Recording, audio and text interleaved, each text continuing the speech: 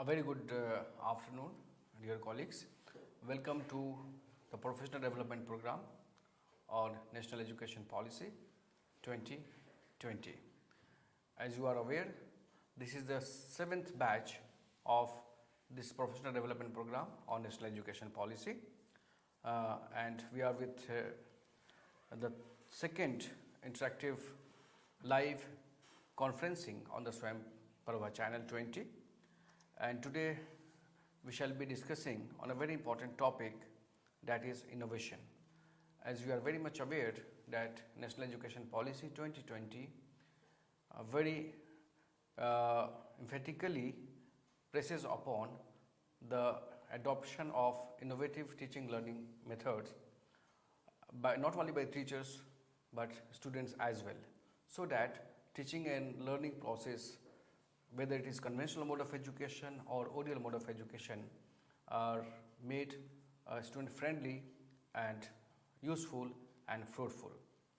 So to discuss in detail on that topic, today we are having a specific topic, that is National Education Policy 2022, higher education and innovation. And to discuss on this topic, today we have with us Dr. O.P. Sharma. Before we move on further, let me introduce him first. Dr. O.P. Sharma presently is Director at National Center for Innovation in Distance Education at the Indira Gandhi National Open University. Dr. Sharma has a wide experience of working in the ODL system, and he is having almost 24 years of experience of working in the open and distance learning system, starting with National Institute of Open Schooling and then moving to the Indira Gandhi National Open University. Before that, Dr. Sharma has contributed at NCERT and Planning Commission, Government of India as a research officer. Dr. Sharma has PhD in physics, and he has also done Master's MA in distance education. And at NCID, he has been working towards finding the innovative and technology-enabled learning and support solutions for the distance learner using the newer technologies. He is actively working towards promotion of culture of innovation among the students and faculty of the universities.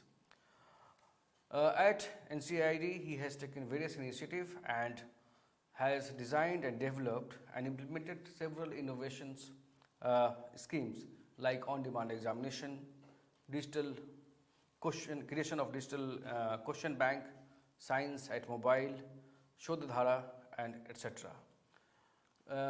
We shall be discussing on these initiatives in detail during the discussion, but let me also request you all that you can post your questions, queries through YouTube channel and this live conferencing, and please keep in mind that your questions should be having very much related to the topic which we are discussing today.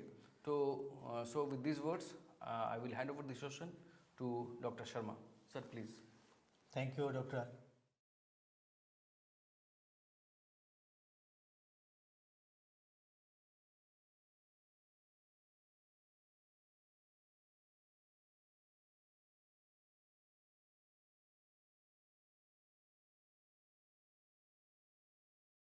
Ali, I'm really thankful to you and the Stride for giving me this opportunity to talk about this very important topic on innovation in context with the National Education Policy 2020.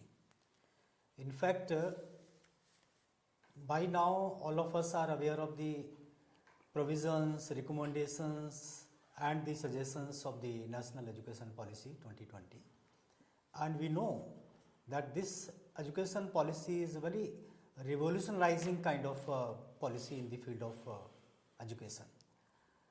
As far as the innovation is concerned, I would like to say this policy is not only innovative, but it is promoting the innovation in almost all walks of the sectors. The national education policy is basically moving around this innovation and creativity concept, right from beginning, the concept itself is very innovative, and it is promoting the innovation, entrepreneurship, and startup in higher education institutions. How this is doing, that I will be discussing, and how we can implement the concept of innovation in the higher education system in context with the national education policy. This policy is basically we can divide it into two. Like this policy itself is innovative, and it is promoting the innovation. The focus of this national education policy is, I would like to say, the innovation and creativity. Number one, it encourages an innovation and is basically advocating the environment of research and innovation in higher education institutions. And it is also creating a pathway for teaching, learning, research, and learner support. Innovative pathway, because when we talk about the innovative methods of technology, teaching, learning, the research, and the learner support, that is also being very strongly recommended by the national education policy. And I would like to say that this national education policy is basically focusing on two aspects. The policy itself is innovative, and it is promoting the innovation. And how it is promoting, that I would like to share with you.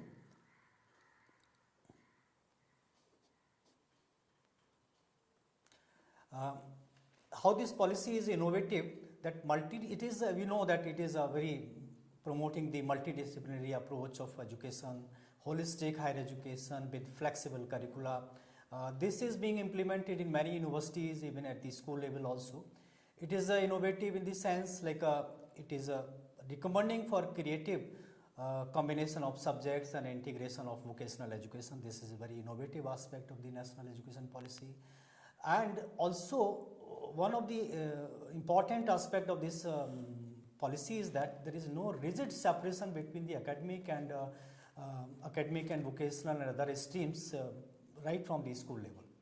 Vocational education has been given more emphasis, and this policy, as an innovative initiative, recommends to start it right from the class 6 level, and also it tries to promote the internship. That is an innovative aspect of this national education policy. And all of us know that it is recommending for the multiple entry and exit with the appropriate certificate, which could be used at different places for different purposes. This is certainly an innovative aspect of the NEP 2020. We all know that this policy is promoting teaching, learning in regional languages, and the multilingualism is basically the core of this policy, because we have seen by now many higher education institutions, even the medical education, they are now bringing that technical and medical education in the regional languages. This is a kind of implementation, innovative aspects of this national education policy. And another aspect of this is like promoting the online education with alternative mode of quality education, because we know the technology is being used extensively in all walks of education sector, and this policy is recommending for use of online education, and even we can say the blended education and hybrid education system is being promoted, and this is how the NEP 2020 is innovative.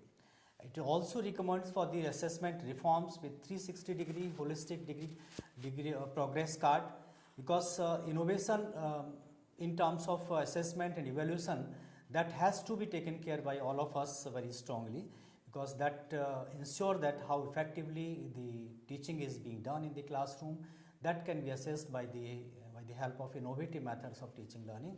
And in fact, in that context, the policy is recommending for tracking student progress for learning outcomes, how much the one has learned, and what is the level, what is the use of this, and these all innovative components of the NEP 2020. We know that these are being has been recommended by the policy. Now a great thing is that there is a shift from summative assessment to the regular and formative assessment. We know the continuous and comprehensive assessment was part of the school education long back, but now it has been recommended by the National Education Policy as an innovative initiative, and we have to ensure that how it is being properly implemented, because we should not be depending on the term and examination, the year end examination. In fact, the entire that education system, teaching learning system, that should have this component of assessment. So that has been recommended by the NEP 2020 as a very innovative aspect, and it is also focusing on the competency based learning, because if competency is not being developed among the learners, students, then that policy may not be, that education system may not be that effective. That's why this policy is very strongly recommending for competency based learning and testing the higher order skills. So this is innovative as component of NEP 2020. So we can say how it is innovative. Establishment of academic bank of credits, now it is well known to all of us. It is being implemented, and many universities have taken lead. In fact, Indira Gandhi National Open University has also taken a great lead in this context, and this academic bank of credit as an innovative feature of NEP 2020 will be certainly creating a kind of very different kind of impact on the education system. Those students who were leaving the colleges or schools, now they may not be worried about that. They can get benefit of this later on. So this is how we can say the policy is innovative. Another aspect as far as the research and innovation is concerned, I would like to say that this policy is recommending innovation oriented research basically, because research and innovation is a very critical aspect of this NEP, and this not only promoting the research in higher education level, but it is recommending, it says that research should be innovation oriented. It should have certain innovation angle, because unless that research findings are useful for the society, for the country, that research may not be as effective as it should be. Therefore, this is a very important aspect of the National Education Policy 2020. And also, I would like to say, this policy says that programs, whatever programs and courses we are developing, they should have an inbuilt component of creativity, innovation, entrepreneurship. And in fact, it says that there should be 1 or 2 credit-based programs aimed at generating the concept or awareness about these important aspects of creativity, innovation, entrepreneurship, because we know the innovation, entrepreneurship are very important skills in a 21st century. In fact, World Economic Forum's report says now that innovation, entrepreneurship and creativity, these are the top level skills required in any education system. So in that way, the NEP 2020 is very much recommending, and if this kind of integration of these concepts is done in our programs, then that can be more useful also, because the students will be learning these skills along with their other programs. Higher education institutions to take up special initiatives to identify the students having potential of innovation and entrepreneurship, because we know many of our students, they are having great potential of innovation and entrepreneurship, but most of the time they are confined to their programs and courses which they are studying. Either they are not aware of the skills or the potential or the competency which they are having in terms of innovation entrepreneurship, or they are not being given that kind of ambience or environment. So therefore it is very important to identify such students who are having this kind of innovative mindset and want to do something in the field of entrepreneurship, and then to guide them, to provide them training so that they can take up their skills, their ideas to the next level.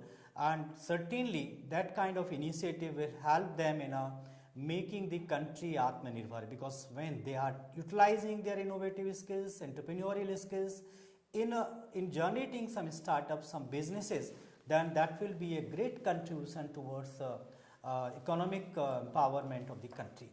And in this context, the National Education Policy also promotes or supports that kind of a special capsule program on innovation, startup, and entrepreneurship. Because there are two aspects basically. One can be an inbuilt component in our programs, but there can be some other students who are very much interested in learning more about these concepts of innovation, entrepreneurship, and they want to do something at their own. So in that context, it will be good to develop a capsule program to encourage them, to guide them in terms of innovation, startup, and entrepreneurship.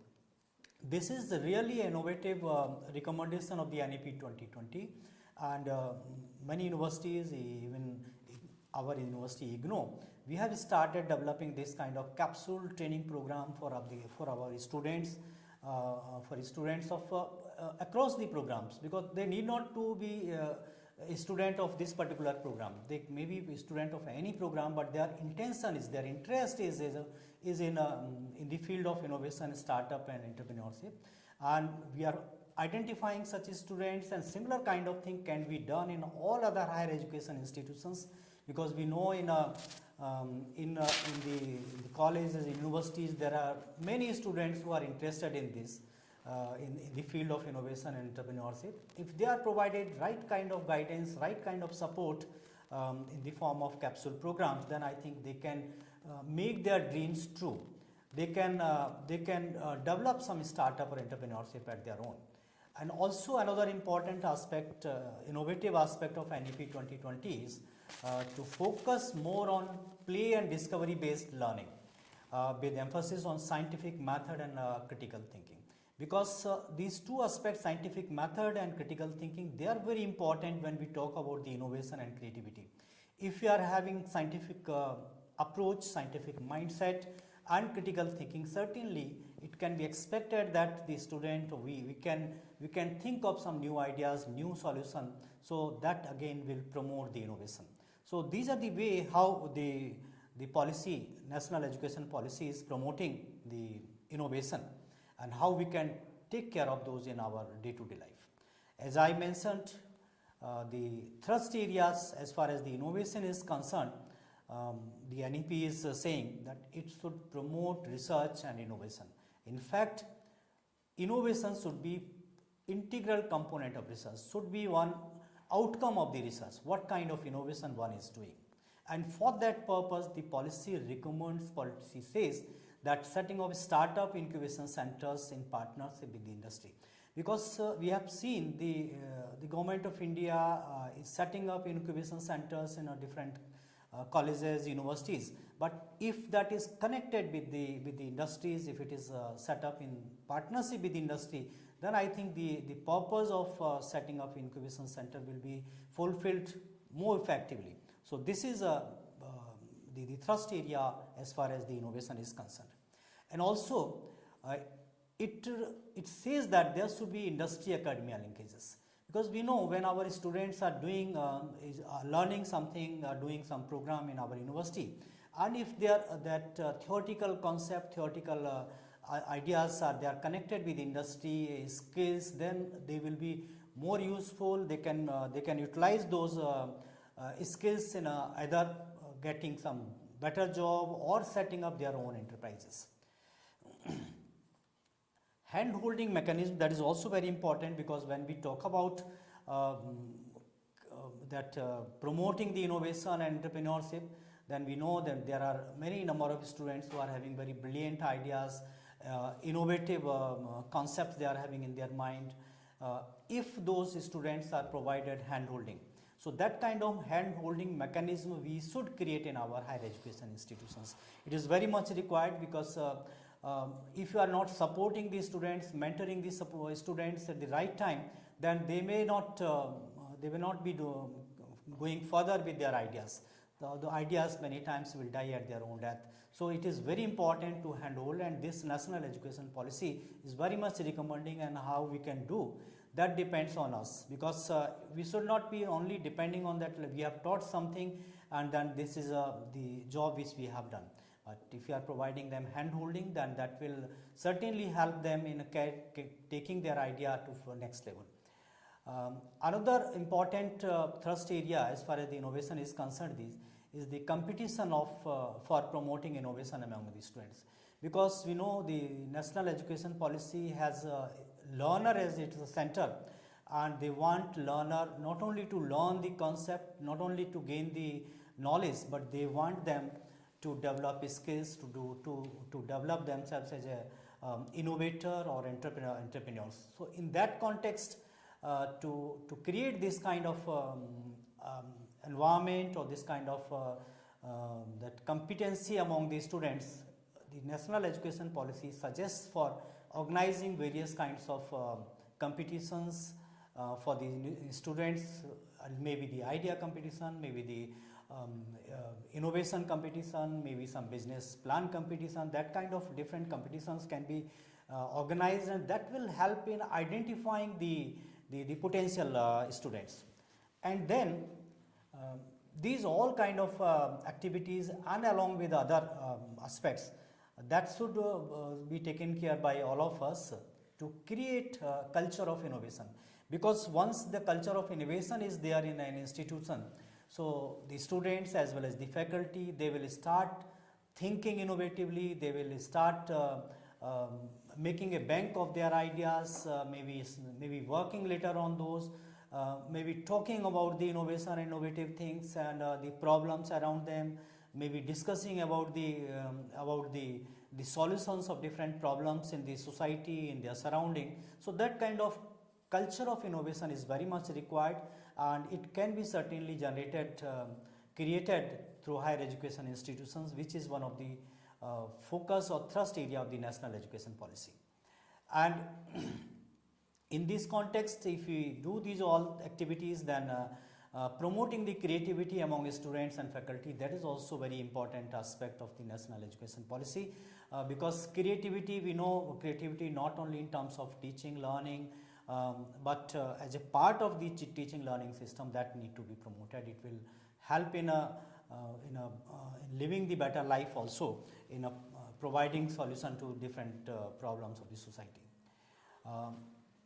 For these all, we know the national education policy, that is as I mentioned, it's very innovative, and it is recommending to bring innovations in curriculum as well as in pedagogy. A lot has been discussed in this field, how we can make curriculum innovative, what kind of innovative components can be brought in the curriculum and the pedagogy, how we can make teaching learning more effective, how we can utilize the technology for this purpose. So I'll not be discussing about this, but certainly it is a field which may be discussed at length, what kind of innovations are possible as far as the curriculum and pedagogy is concerned. We at the Indira Gandhi National Open University have done a lot in this context. A lot of reforms have been brought as far as the curriculum is concerned. Even in the pedagogy also that has been done. And certainly this policy has one of the thrust area as far as the innovation is concerned, is the innovation in assessment and evaluation, because whatever we are teaching throughout the year, that need to be evaluated effectively, so that the objective of teaching learning is being ensured, that whatever we expected outcomes, they are being fulfilled or not. For that purpose, the innovation are required. A number of innovations are possible in this case, by using the technology, by using other systems. So these are the innovation based thrust areas talked about in the national education policy. Empowering faculty is very important, because whenever we introduce something new, first time, that requires faculty's intervention, because it is the faculty or you only who can implement it more effectively. For that purpose, it is very important to empower the faculty for innovation, teaching, research and support. And this program which you have attended, which you are participating, is also basically a step towards that. We want to make you aware of the concepts of the national education policy, how it can be implemented more effectively in different situations, different contexts. So that way, this empowering faculty for different purposes is very important. And innovation in developing methods and practices vocational education, because we know the vocational education and skill oriented education has been emphasized very much in the national education policy. In that context, it is very important to bring innovative models, to develop innovative practices in terms of vocational education is concerned, so that we can reach out to the large number of students and then make them self-reliant. They can do something at their own, they can learn these skills at their own, and then can do better in the society. And for these all, I would like to say, we are having a variety of technologies with us. Technological developments are taking place every day, and the technology is being used for teaching learning purpose. And in that context, I would like to say the innovative use of technology is also very important for the implementation of NEP 2020. For that purpose, I would like to say whatever tools we are having, we should be aware of those tools, easily available, freely available, and then how we can make use of those tools in teaching, learning, assessment, supporting the students, making their network, collaboration during the teaching, learning as well as after that. So what we can do as a teacher while teaching in the classroom or in the colleges, it is basically important to create a culture of innovation and develop an innovation ecosystem in the system, because I'm talking about the ODL. So ODL, we have experimented here in the Indira Gandhi National Open University. We have tried to create a culture of innovation, and the same kind of thing can be replicated in all other institutions by I would like to say by identifying the innovator students, potential innovator students, helping them, supporting them, guiding them, and providing the mentorship to take their idea further, and then also networking with them, and these kind of all initiatives can be taken up to create a culture of innovation. Give more emphasis on creativity and innovation, as it has been main focus of the NEP, because that is very much important. When we are teaching in the classroom or in any situation, even in the online case, this number of activities and other approaches could be adopted to emphasize or to encourage the creativity and innovation. For in that context, the identification, recognition, and supporting the potential innovators would be very much required. Maybe those students or even the faculty, because faculty, once we identify innovator faculty, they will be taking that concept or idea further to the students and will be guiding them, and that will basically a good way to encourage students also in this context. Innovation should become an integral part of administrative, academic, technology, and research related activities, because when we are having that innovative mindset, then certainly the things will be different. So these are the way how we can promote innovation in our teaching learning situation, colleges and universities, as recommended in the National Education Policy 2020. And for that purpose, it is also advised in the NEP that to create a consortium and a network of leading thinkers and innovators, because when the like-minded people and the innovators and the thinkers, they discuss, they create new ideas, new ideas not only to find solution to the problems, but also for effective and useful teaching, learning also. So these are very much required. And as I said that it is very important to create an innovation ecosystem. For that, it is very important to create that kind of mechanism to identify the students, to provide to them support, and then link them with the industry and other academic experts for promoting the innovation entrepreneurship, networking with each other, and in view of innovation and startup policy, because you know the National Innovation and Startup Policy also has been created, has been developed by the Ministry of Education, and that says that we should encourage our students and even the faculty also to set up their startups. So if we are doing these all things in our higher education institutions, certainly we will be creating an innovation ecosystem. And once that innovation ecosystem is there, then it will be very easier to implement the aspects, innovative aspects of the policy. And if I talk about the innovation in the process of developing program, then I would like to say that we should try to experiment new and innovative ways of developing multiple media based teaching, because now the students are having different kind of devices with them, technologies are there with them, so we should not be depending on one mode of teaching learning. We should try to identify or adopt some other multiple media based teaching learning system also. Technology enabled learner support and learning environment that need to be encouraged, and I would like to say that Indira Gandhi National Open University is very much doing in this case technology enabled teaching learning and for the support services, and it is very easy to follow the similar kind of thing in the other conventional higher education institutions.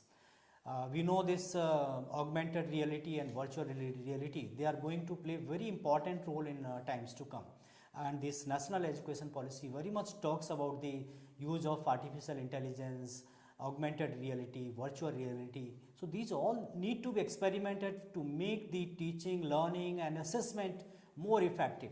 Lot of assessment tools have been created by using the AI.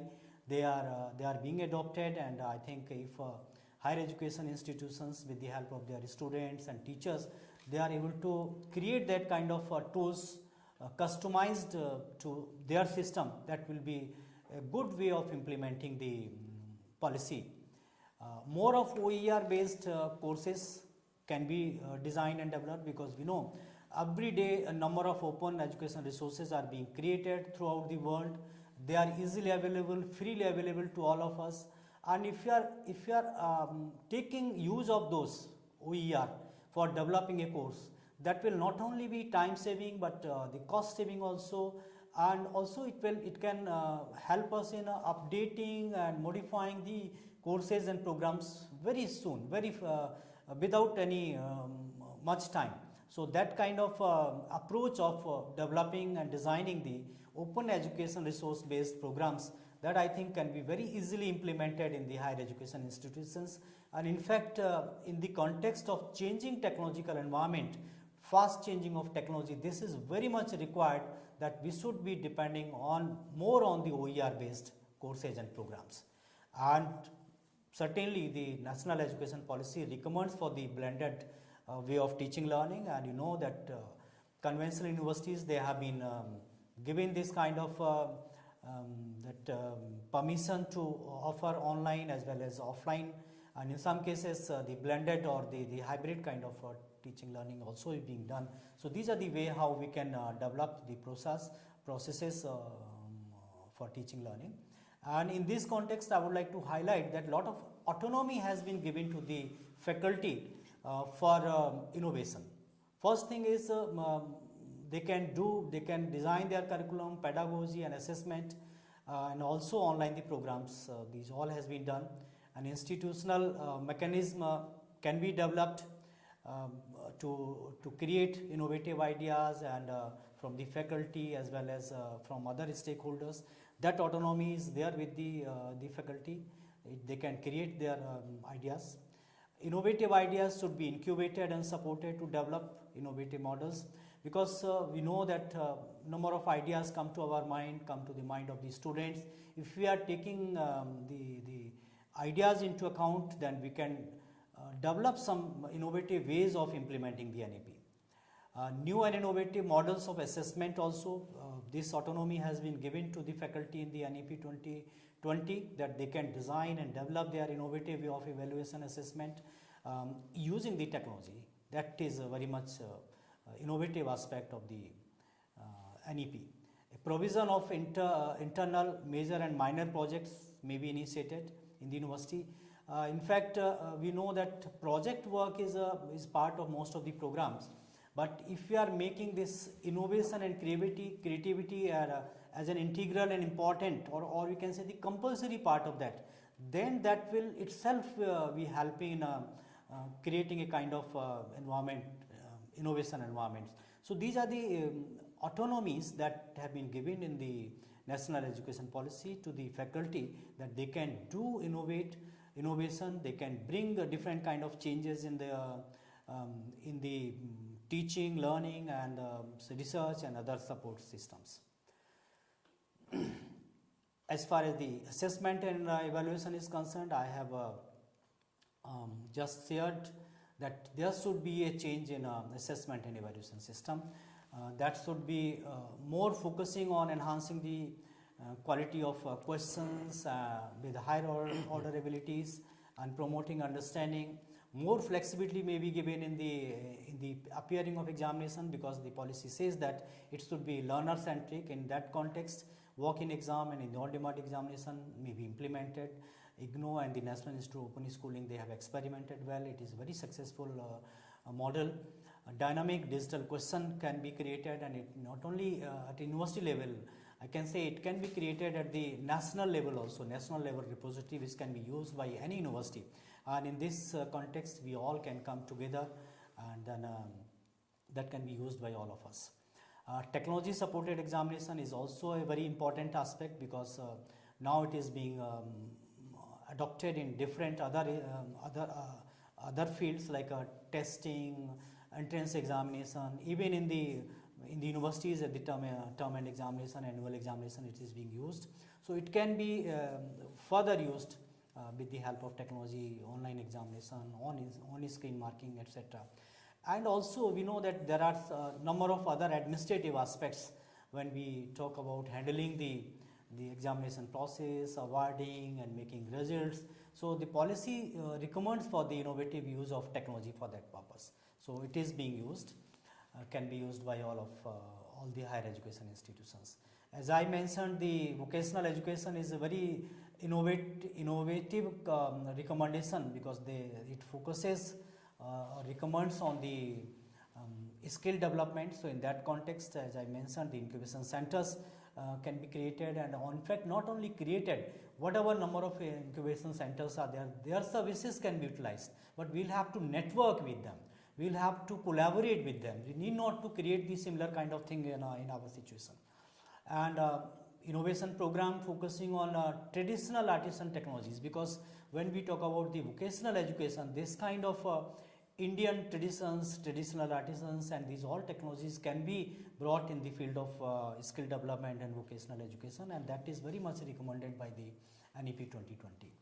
And for that purpose, we can tie up with the university system and other skill development, maybe MSME and other private industries. So because that will help us in taking our programs to the field.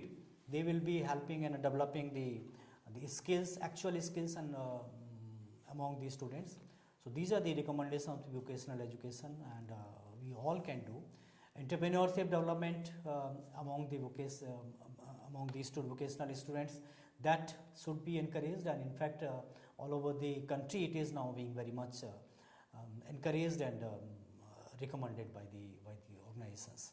Short-term skill development program, because we know it is not always advisable to develop very long-term programs which one will take, and after that will go for program for a job or something else. Students basically today they require skill development, and this NEP recommends for that. And also specific models could be worked out for assessment of prior knowledge, because we know many of these the youth or the people, they know they have acquired skills while working at their in their working situation. If all of us are creating that kind of assessment system to evaluate or assess their prior knowledge, then I think it can be a good way of implementing the NEP 2020.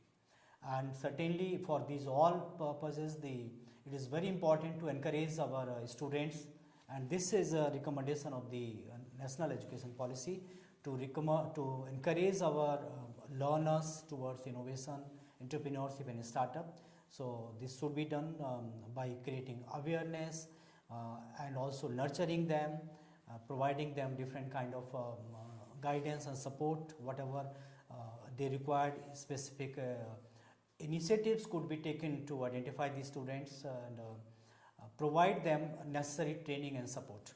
So these are the way of encouraging the learners also towards innovation entrepreneurship.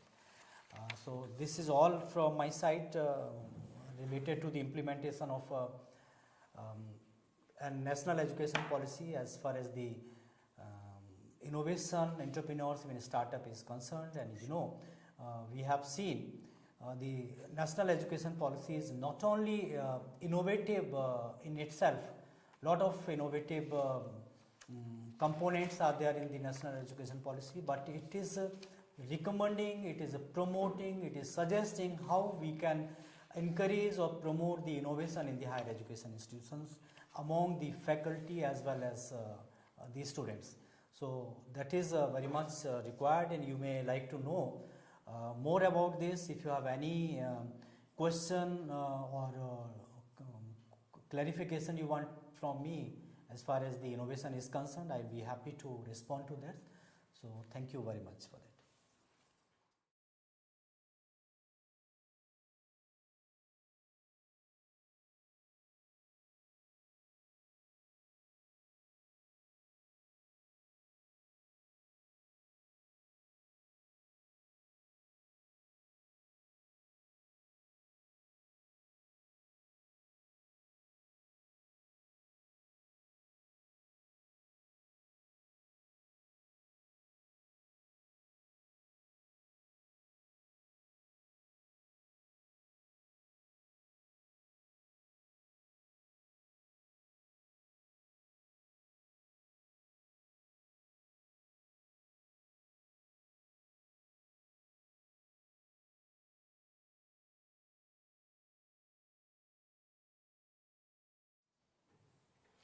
Thank you so much, Dr. Sharma, for the elaborate presentation on National Education Policy 2020 and innovation and higher education. As we have announced at the beginning of the session, that after the presentation of our esteemed resource person, we shall be having a question answer session, and we shall be putting your questions before the resource person for his point of view and expert opinion. So we have continuously receiving a lot of questions. So I will be taking up the relevant questions before the resource person. Dr. Sharma, you talked about national education policy and how it is itself, it is an innovative kind of document which has come up for the teachers and learners and higher education institution as a whole. In that perspective, we talked about 360-degree holistic progress card. Can you elaborate a bit on that? Basically, when we talk about the assessment, normally we have been looking at the annual or term and examination, whereas the student is learning all the time, even outside the class also. So what learning they have got, what kind of skills they have developed, what kind of behavioral changes are there, what kind of competencies they have developed. There are certain competencies, they cannot be evaluated by the term and examination. Okay. They can be evaluated only while teaching, while interacting with them, and this all can be done by the teacher who is in direct contact with them. So for that purpose, this from entire we can say the 360 point of view, we want to develop their personality, we want to develop their competency and skills, and accordingly they need to be evaluated also. And they cannot be evaluated or assessed simply by a 1 or 2 hours examination. Okay. That has to be evaluated over the time in the continuous and comprehensive way. So that is basically the meaning, and that we all have been doing earlier.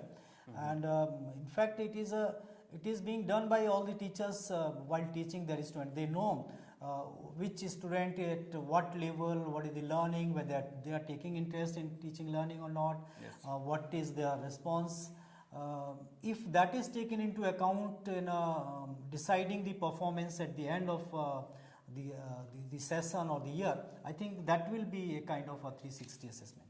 Okay, and you rightly said that National Education Policy 2020 talks about moving towards formative assessment from the summative assessment. In that way, I think the 360-degree Yes. holistic Yes, progress. that in fact that is very much required, but Yes. challenge is how to implement it. Implement. Because the implementation of this will be very important from the teacher's point of view, because it is the teacher, it is we who have to implement it, and how honestly we are implementing. Because if you are not doing honest assessment, you will be doing assessment, but reporting is also very important. Because you know that some student is doing very good, but you are not reporting because there is no record of that, it is not on paper and pencil. Yes. So it is you who is it is the teacher who is reporting it honestly, and accordingly they are deciding that which student is at what level. Yes. So it has to be a part of formative assessment. Okay. And related to that only, a question has come. When we talk about formative assessment and giving the best learning opportunities to our learners, when a teacher is teaching in a classroom environment or even through distance mode, and you also talked about augmented reality, virtuality, and artificial intelligence. Can you give some examples how teaching and learning can be more, holistic in nature in terms of formative assessment, in terms of classroom teaching? Which kind of approach teachers can adopt? In fact, as I mentioned, this national education policy, it's giving all of us an autonomy to experiment these all things. Because the policy has given some idea that it should be done in this way, but how it can be implemented, that is depending on us also. Yes. Something you may be doing in your way and some other teacher may be doing another way. Both the approaches may be very innovative. Yes. And both may be fulfilling their objective of evaluating and assessing. But if those are replicated by others are also following, sharing those approaches of evaluation, then I think it will be good. And as far as the use of technology, whether it is augmented reality or artificial intelligence, a lot of tools are being developed now. They can assess while you are reading something. Yes. Because when you are reading and then they can pose the question accordingly what component you have read, and they can detect automatically that you have read this portion, and out of that one question will be created and that will come to you, and that will help you in basically understanding yourself also, that how much I have mastered, how much I have learned. So that way the artificial intelligence and these all tools can be used for that purpose, and a lot of researches are going on in this field, and I think it is a need of our also. Yes. Dr. Sharma, you in your presentation, you talked about academic industry linkages when we talk about innovation. Yes. And its implementation. Can you put a bit more light on that? In how fact, there can be industry and academic institution linkages. In fact, this industry academia linkage is not only required to promote innovation, but also to make our teaching learning more useful and effective. Yes. Because anything what we are learning, what we are teaching to our students in different programs, ultimately they have to utilize that knowledge or the competencies in their different situation, most likely in the industry situation. And in that industry situation, if that whatever they have learned is not suitable, is not mapping with the industry requirement, then I think it may not be as effective as it should be. So right from the beginning, whatever we are teaching, whatever the student is learning, if that is mapped with the industry requirement, then it will be more useful, more effective. And for that purpose, we have seen the government of India is also encouraging and taking a lot of initiative to promote this internship and an apprenticeship. Yes. As a part of almost all the programs. That is basically a kind of industry academia linkages. And after that process, when the student is coming out, then they will not only be having that theoretical knowledge, but they will be having how that theoretical knowledge could be applied in an industry situation, in different situation, where they will be going for job ultimately, or would be willing to set up their own enterprise. So that way it is very much required, and the national education policy, it is very much focusing on this industry academia linkages. Yes, sir. And a lot of innovations are also possible in that. In fact, when our entrepreneurial mind students, they want to do something. You might have experienced that some of them, they try to take some experience in some startup or some industry, so that they get some first hand experience how the industry is working, how the company works, how to handle the employees, etc., and then they come to set up their own startup or business. So this is a kind of thing, if it is made a part and parcel of the education system, that will be certainly useful and in a way implementation of the NEP. Okay. Sir, you talked about innovative ecosystem.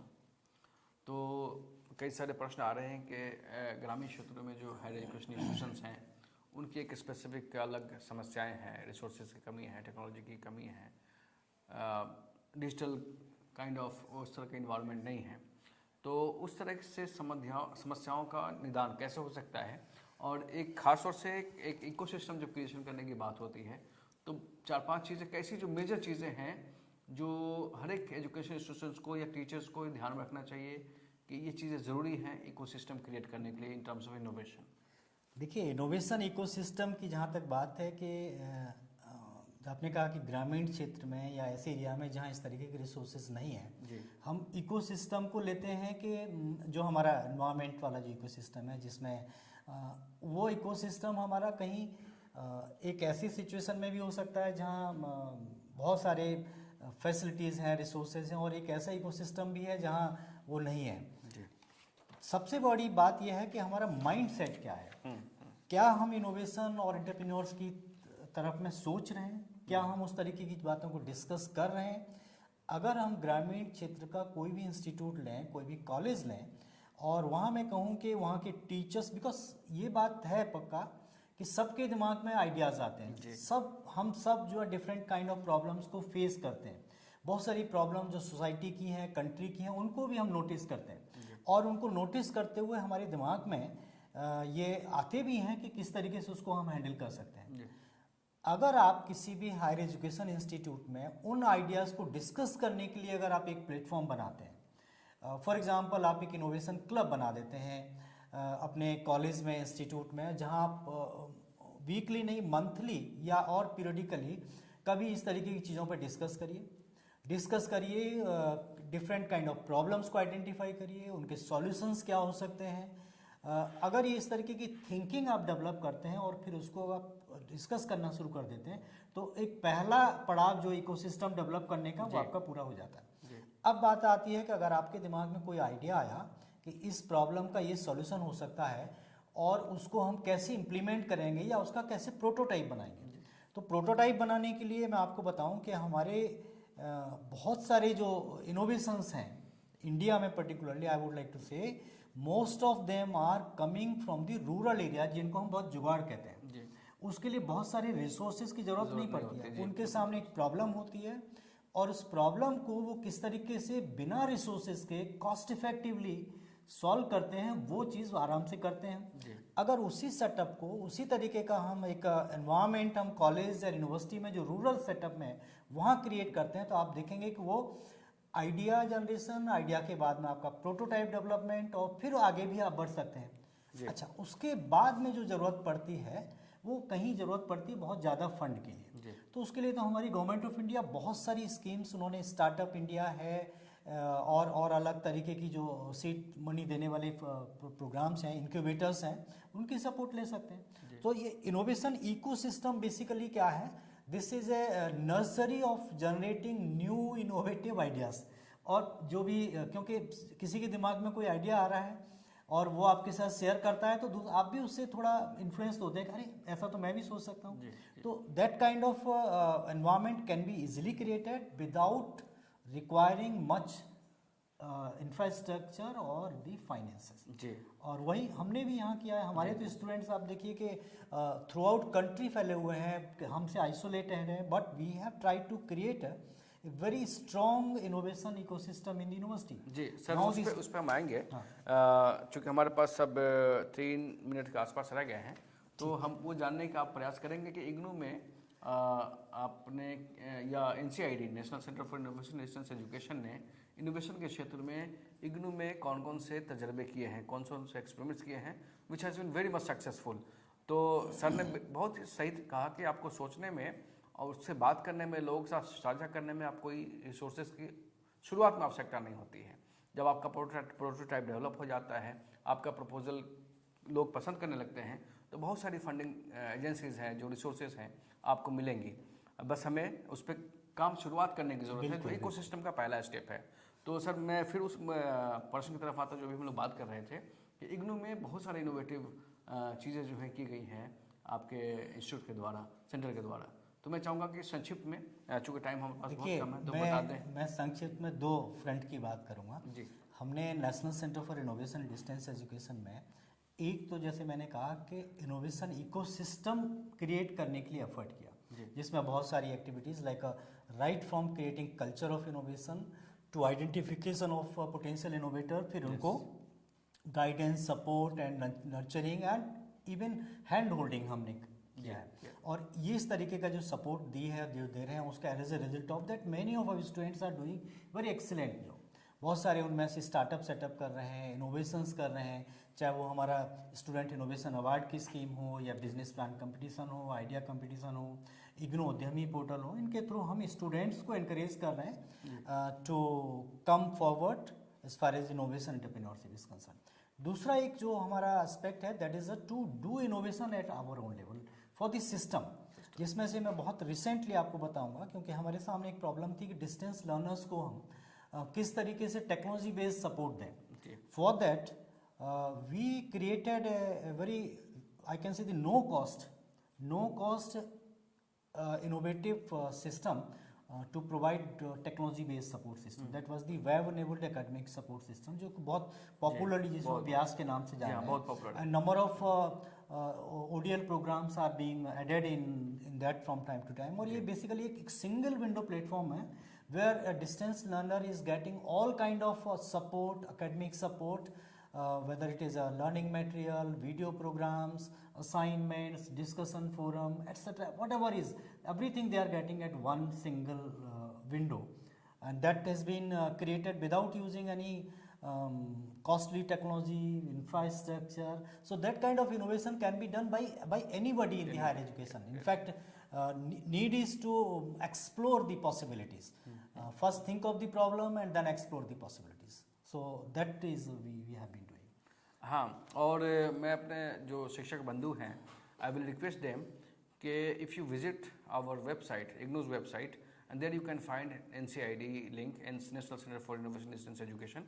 If you visit that center, you can get the information in detail about what sir has been discussing about various initiatives. In details, all those initiatives are mentioned over there. So we are running out of time.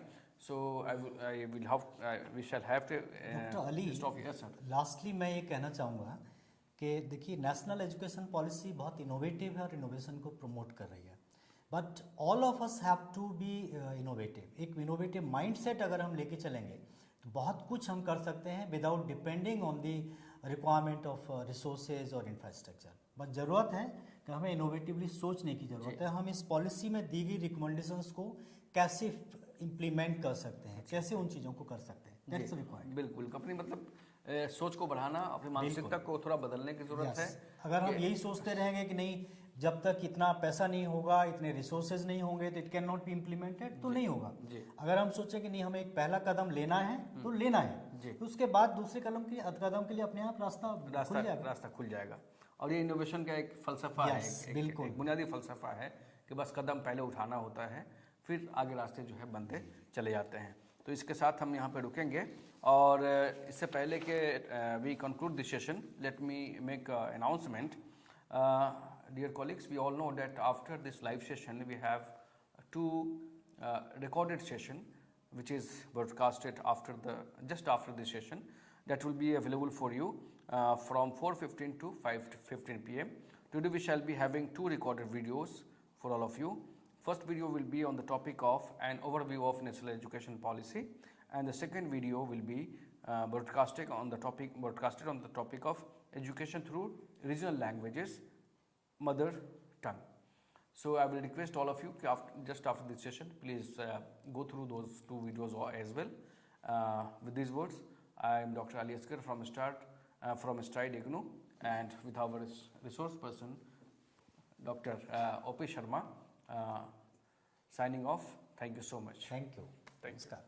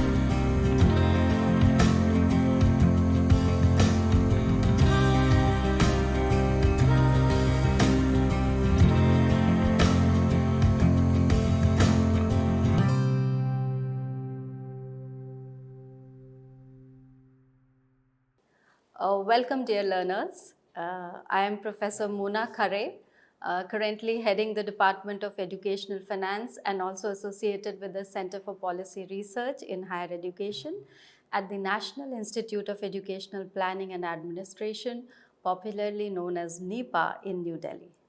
It is my great pleasure to be talking to you today on a very, very important aspect that has been included and emphasized in the National Education Policy 2020, that is skills training, vocational education, and graduate employability in India.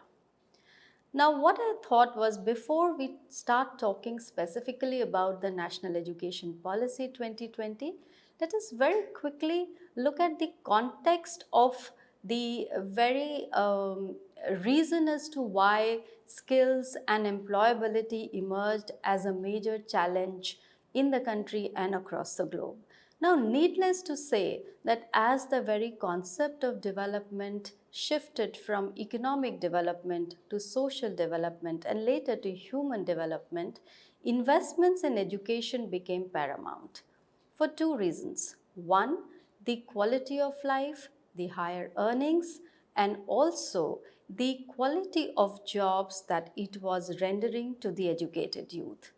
That is how the new wave of linking education to skills and vocationalization, work based skills and vocationalization gained importance in the 20th century onwards and became more strong in the 21st century. Now, as the literature is coming forth, evidencing the closeness between higher and higher levels of learning with better development, not just for the self, but also for the whole community and for the whole globe, as has been embedded in the Sustainable Development Goals of 2030, the importance of higher education integrating with skills and vocationalization is growing day by day. So it is in this context, let us very quickly see what are the challenges that the educated youth in India have been facing as far as their employability or job readiness is concerned. Now, if we go by these statistics, the very first thing that comes to fore is the demographic dividend that India is quoted to have. Now, this demographic dividend can be exploited only with better educated and better skilled youth. However, the industry is aghast with the kind of graduates that we are producing today. Also, the statistics prove that more than 50% of the Indian youth are either not befitting the skills that are in demand by the industry sector, or the quality of skills that they have with them are not up to the standards as demanded by the industry. There are three kinds of gaps that emerged in one of the studies that we conducted in CPRHE at NIBA. And these three gaps were related to awareness gaps, the perception gap, and the third one was the skills gap.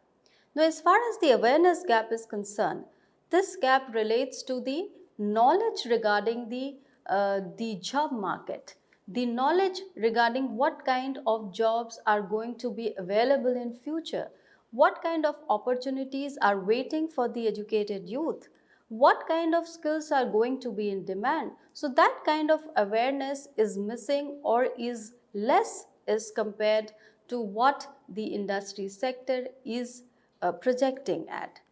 After the awareness gap comes the perception gap.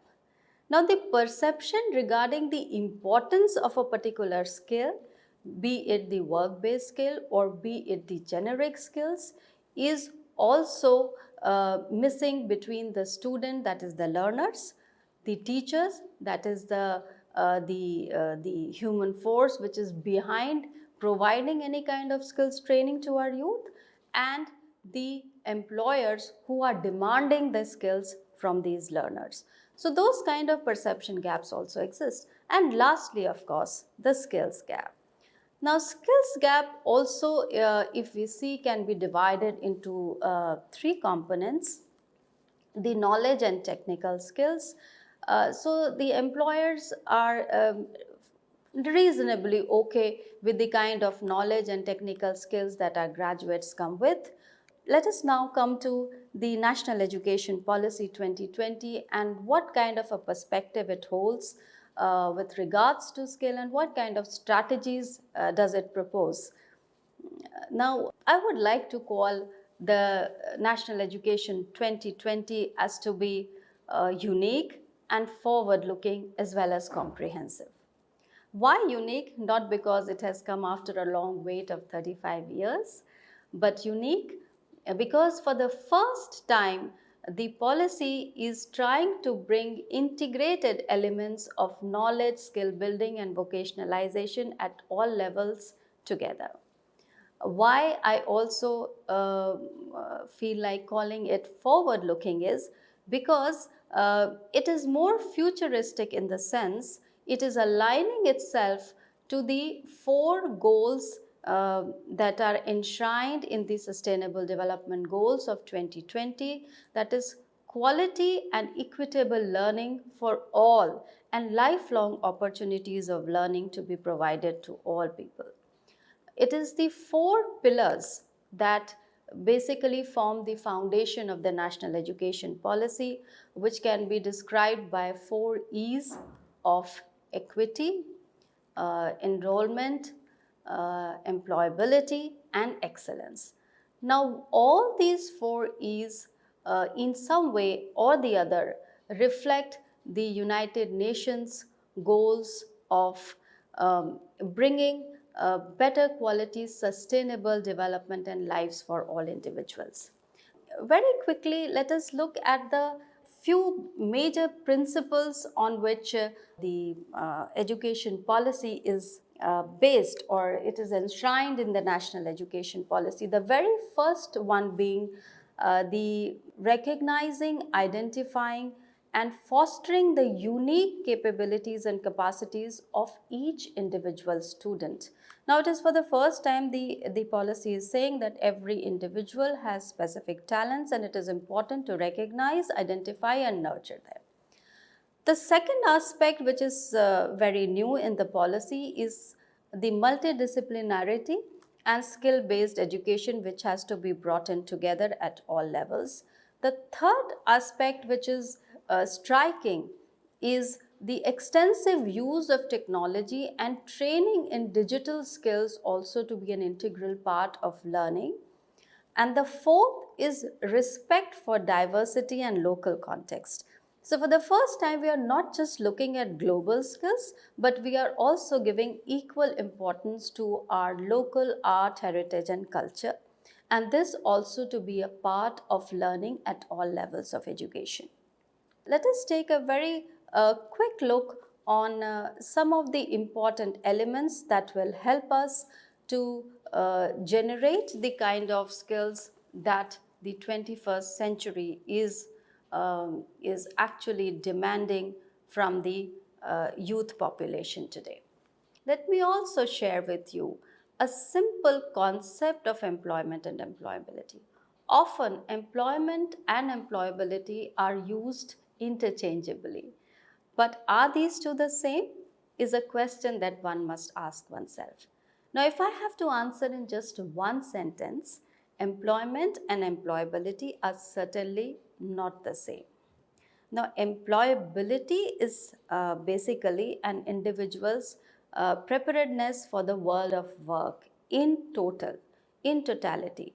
So, it comprises of a set of achievements in skills, in understandings, in personal attributes that can make graduates to gain employment, to remain in employment, to progress in employment, but also contribute in a meaningful fashion to the community and to the global development as well, aiming at sustainable development that flows down the generations. So this is how the concept of employability has to be understood, and this is how the concept of skills delivery has been encompassed in the National Education Policy 2020.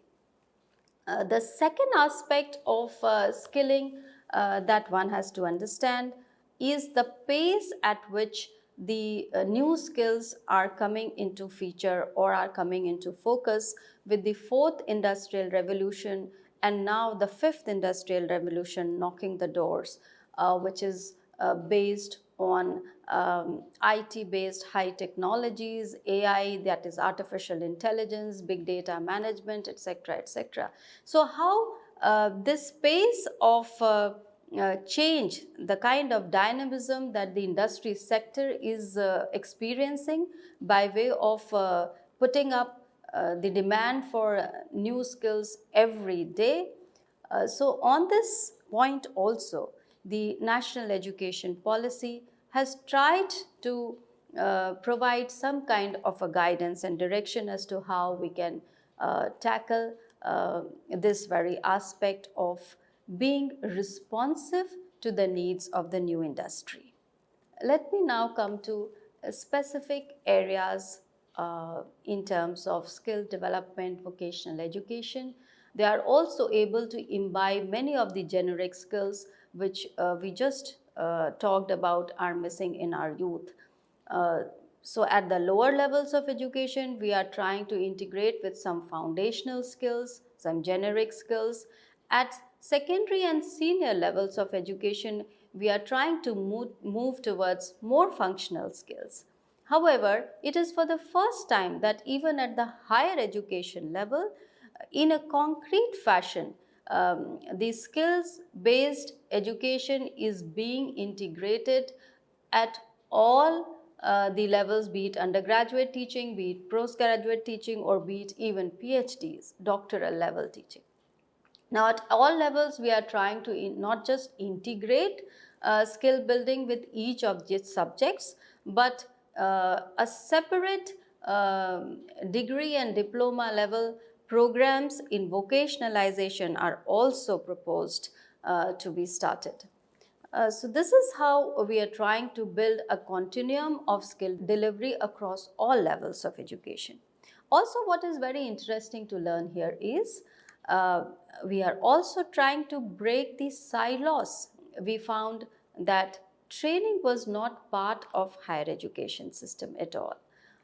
In fact, there were institutions like ITIs or polytechnics or even technical education, engineering and professional education, which had a component of skill training, apprenticeship learning. All of these had a major content of skill building and training, but the general academic education at the higher education level was considered or was expected to be knowledge producing and imparting knowledge to the young learners by way of providing both horizontal and vertical mobility to the graduates. Now, when I say horizontal mobility, we are providing for students to move from general academic streams to vocational streams. There are greater choices and freedom and flexibility given to them to make a choice of the subjects that they would want to study, which may be a combination of science, of arts, of music, designs of postgraduate education or higher education. That is, we begin with, let us say, a 3-year undergrad program or a 4-year undergrad program with a 1-year postgraduate program. So all kinds of combinations and choices are being given to the students with greater flexibility to move between academic education, work-based education, skill-based education, and vocational education, thereby breaking the silos between the two. The third aspect that I would like to bring to fore is multilingualism and multidisciplinarity. For the first time, there has been a specific emphasis on bringing out literature, reading material, and teaching in regional languages, also promoting English language and foreign language learning in the universities and also at senior levels of schooling. Multidisciplinary learning, interdisciplinary curriculum development, and multidisciplinary large-scale universities to be opened, which provide a more holistic kind of a learning, more diverse kind of an exposure to our learners is also in the fray. Then comes the third aspect, that is experiential learning. Now, how experiential learning can be promoted is the National Education Policy proposes 3 areas. One, of course, is the work-based learning skills. The second is art-based skills. And the third is sports skills. So, all 3 kinds of experiences to be combined, curricular and extracurricular experiences to be combined to give a holistic personality development opportunities to our learners. The fourth aspect is, in a big way, a boost to higher education vocationalization has been given.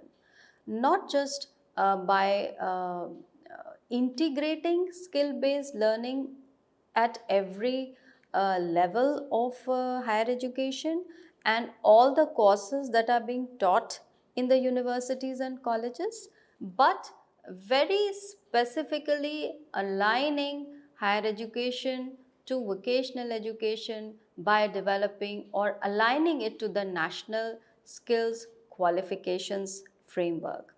Now, this skills qualification framework, which has been developed for vocation-based education for at 10 levels of education, which begins from the secondary, high secondary levels and goes up to the PhD levels. At 10 levels, descriptors have been given which are sector specific, which are industry specific, professional skills, core skills, technical skills which are required at various levels of workmanship in that particular sector or industry has been provided and developed, and not just the curriculum has to be linked to these descriptors, but also the evaluation has to be linked to these descriptors. So in a way, standardize the skills training aspect. So the national occupational standards which come into picture over here, how the sector specific skills council under the overarching umbrella of the National Skill Development Commission has come out with national occupational standards to be linked with the national skills qualifications framework, and how they are going to be the guideposts of skills training and vocational education at 10 levels is something very interesting in this new education policy. Also, for the first time, the policy talks about recognizing prior learning. So, there are people who have learned through informal means. There are students who come from various backgrounds and learn from in a traditional methods, informal methods by their forefathers, by their parents, or maybe other informal means. For the first time, the skill universities per se have been opened. The purpose of these skill universities is to give degree and diploma based education right till the doctoral level only in very specific vocational subjects. Next aspect is how we can strengthen the student support system in the universities and colleges. The next aspect that the new education policy is trying to build is the new age skills and how to integrate digital learning and IT based skills at every level. So, for example, the Ministry of Electronics and Communication has started centers of excellence in various universities to impart high-end skills in IT and electronics to the students. The next aspect is building in the entrepreneurial culture. So, startup hubs, centers of innovation, how can these startups be funded? All these are part of the national education policy. And lastly, as to how international organizations can also be brought in to impart various kinds of skills to our students is also in the fray. The two major ministries which are working hand in hand to achieve this is the Ministry of Education, certainly in the lead, but working very closely with the Ministry of Skill Development and Entrepreneurship.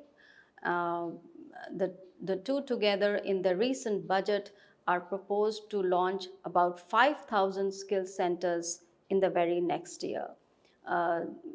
Also is the e-portal, the virtual lab, 750 virtual labs that are proposed to be created in science and mathematics, 75 skilling e-labs which are proposed to be created. All of these give greater credential to whatever has been proposed or suggested in the National Education Policy 2020. However, if we look at all the various things which have been suggested to be implemented, it is too much on the platter.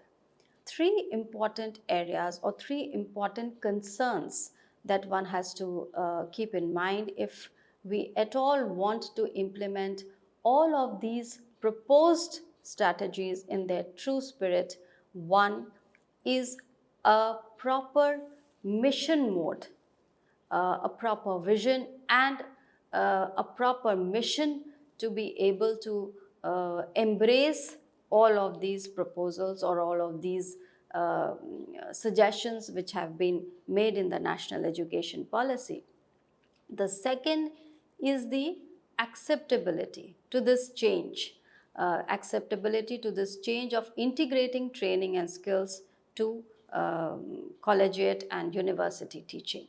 And third, very important is to see how this entire training, skills training and vocational education integration doesn't impact the equity and inclusion in a adverse fashion.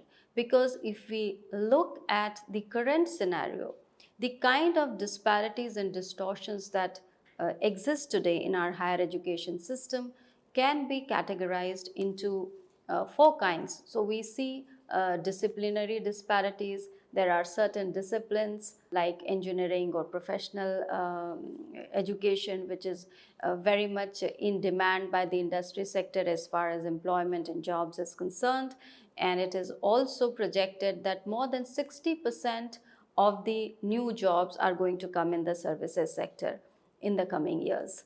The second disparity that we see is in terms of regional disparities. So we see that there are disparities that exist in terms of institutions which are placed in remote areas, rural areas. The quality distortion is one again very a big problem that we are facing. And the third is the social and gender disparity. So how to bring students from the marginalized section and also women into the fore of skill-based vocational learning and training at the higher education level.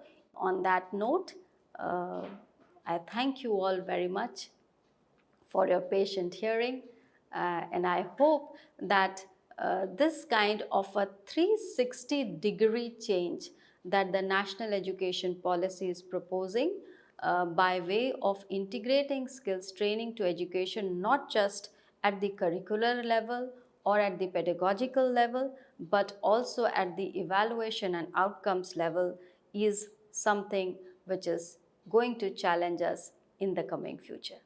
Thank you very much.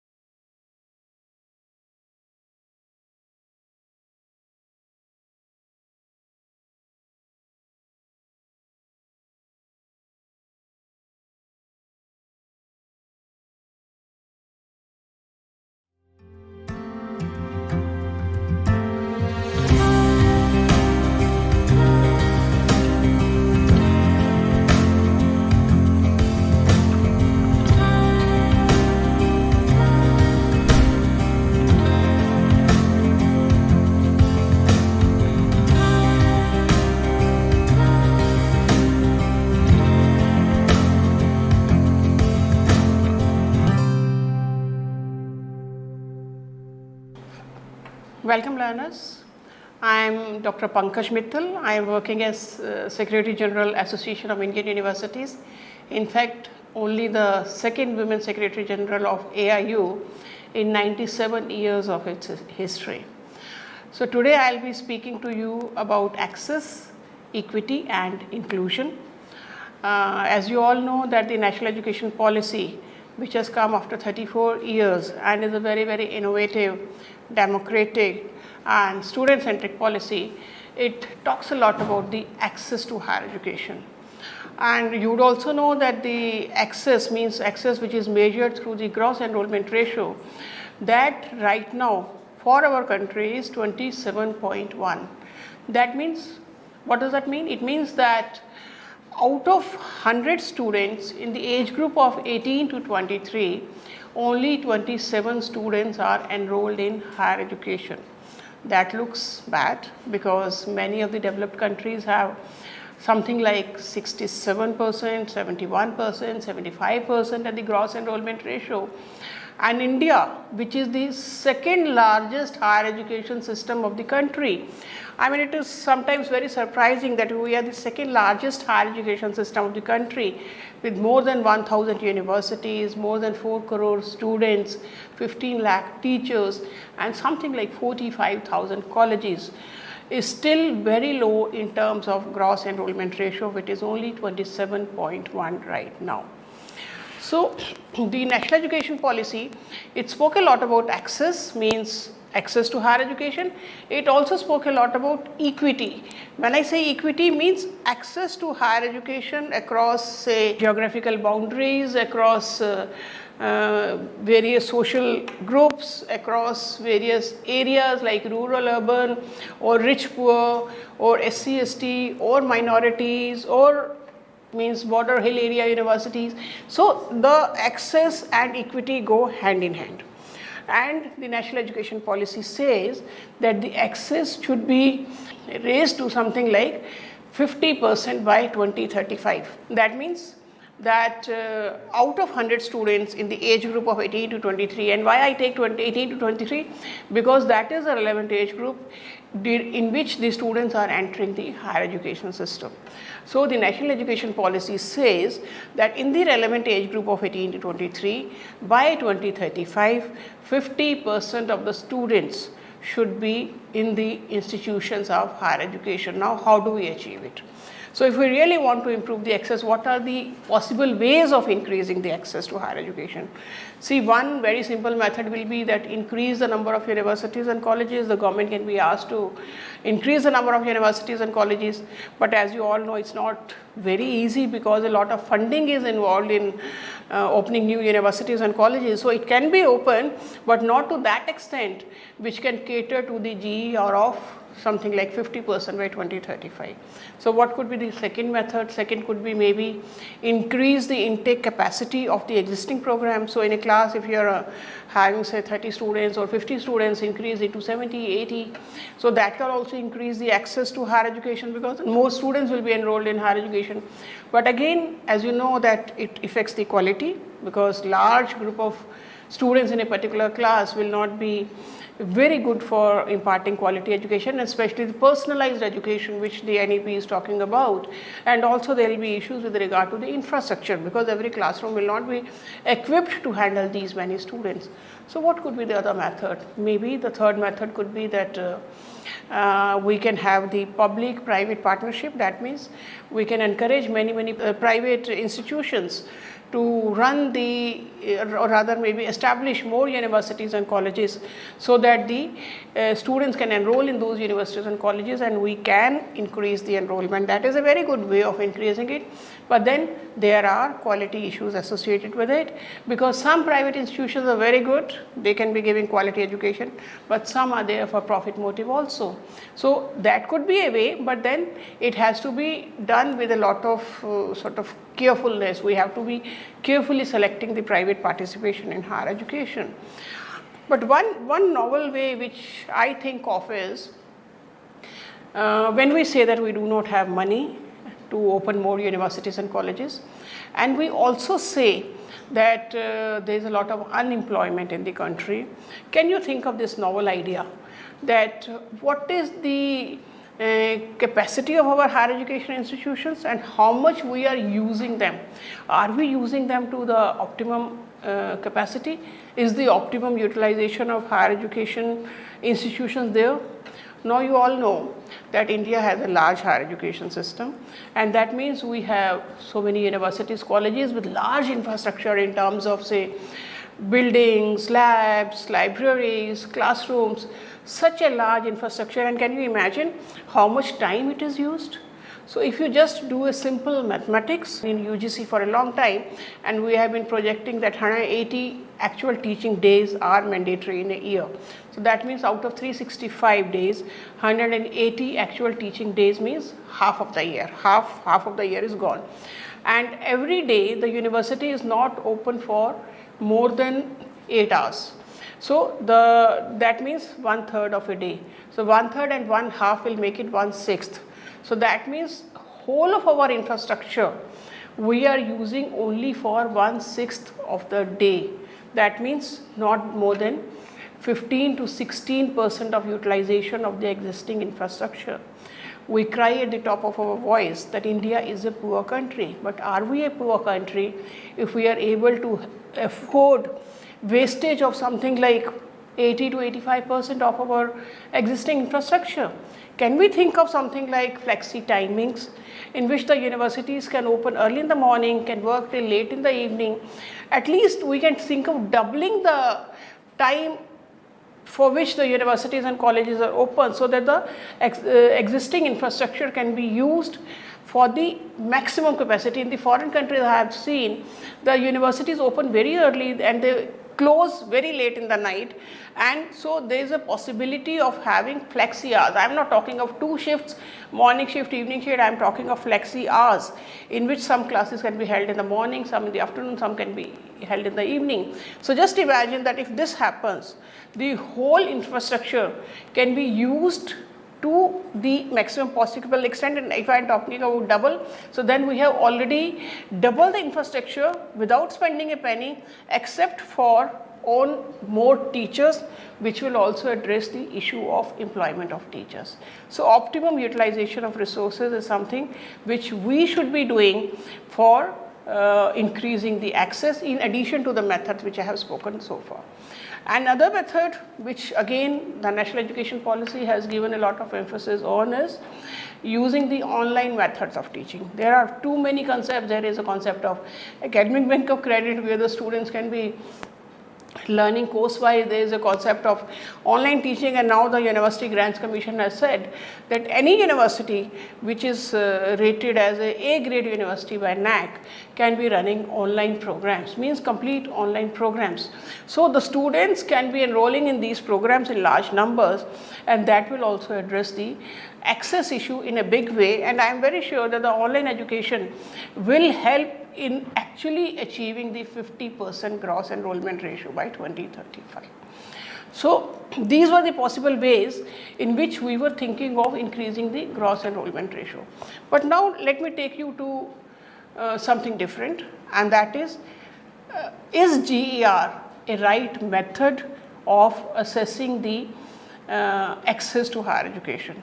And we did a study. I at AIU did a study, and I published a paper in Economic and Political Weekly, which is available on eligible enrollment ratio. You know, how do we measure gross enrollment ratio? That is the number of persons enrolled in higher education divided by the number of persons who are in the age group of 18 to 23. But are all the people in the age group of 18 to 23 eligible to get admission in higher education? No. Who is eligible to get admission in higher education? The persons who have passed 12th class. So who will be the eligible population who will be able to get admission in higher education? That means persons in the age group of 18 to 23 who have passed 12th class. So if we see that population as the population, as the base population from which the enrollment is there, and we did a study with say around 10 countries, and these 10 countries were USA, Germany, France, UK, China, Brazil, India, Indonesia, South Africa and Pakistan. So these 10 countries we studied for a period of 2013 to 17 to see what is the difference between gross enrollment ratio and eligible enrollment ratio in these countries. And you will be surprised that India, which was almost at the end, means at number 8 in these 10 countries in the gross enrollment ratio, as soon as we use the term EER, eligible enrollment ratio, India's position climbed up. Because when we talk of gross enrollment ratio, we are talking of the total population. When we are talking of eligible enrollment ratio, we are talking of the eligible population. And when we talk of eligible population, India's EER, you know that India's GER is 27, but India's EER was 65. And that was almost equal to the EER of developed countries. In fact, when we saw the difference in the GER and EER for different countries, we saw that the difference was too much for the developing countries and the difference was very less for the developed countries. So you can see in the graph that how the average GER and EER of 10 countries is there, and you will see that in India it is 27 and 63.7 or 65 for India, and there is a large difference of almost more than 35 for India. But if you see the countries like USA, in USA the GER is 88 and the EER is 95. In Germany the GER is 67 and the EER is 85. So the difference is very, very minuscule, but this difference becomes large for the countries which are developing countries like India. So what does that mean? It means that the gross enrollment ratio, which is a ratio of the enrollment of the total population, and which we are thinking as a problem of the higher education system, is actually a problem at the lower education, means at the school education.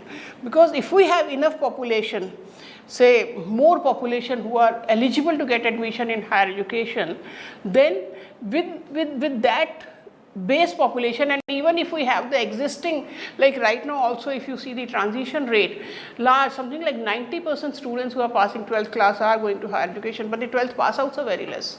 So with the same transition rate, the GER can be reaching very high. So therefore we have to address the problem at the school education. We have to reduce the dropouts at the school level. We have to increase the number of pass outs who are past 12th class and are eligible to get admission into higher education. And the moment we increase that base, the admission to higher education is already there. Even if the existing level of admission to higher education, the GER will climb like anything. And the 65 which I am telling you, the 65 EER is already comparable. I mean, we are talking of 50, but 65 is already there in India, where the eligible enrollment ratio is almost comparable to any developed country. Therefore, my opinion is that when we measure access and equity, we should be talking of both, because GER is a concept which is widely used, so we don't say that GER should be not used at all, but GER should be used along with the EER. So GER and EER both together will decide that what is the actual scenario of access to higher education. We cannot depend upon only one parameter, that is GER. We should be talking about GER and EER and then say where the India stands, because GER is a concept which was developed by the Western countries. So in India or the developing countries, EER maybe is it would be a better measure, because it actually talks of the problem, where it is, where to hit and where to address the problem. So with that, I would like to thank all of you for listening patiently, and I hope that both, there were many suggestions which I gave today, but the two suggestions, one is optimum utilization of resources, and second, using GER and EER both as parameters for measuring the access to higher education would go a long way in measuring access and in projecting India in a better light in front of the world. Thank you very much. Happy learning. Keep learning. Thank you.